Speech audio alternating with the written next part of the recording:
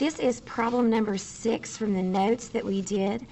I told you that I would make a video just going over that. You had some time in class yesterday to work on this.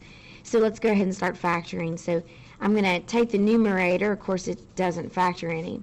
The denominator is a difference of perfect cubes. So c minus d, c squared plus cd plus d squared.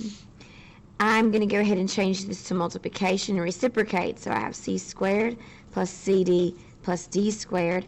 My denominator is my original numerator, so I have a GCF of c.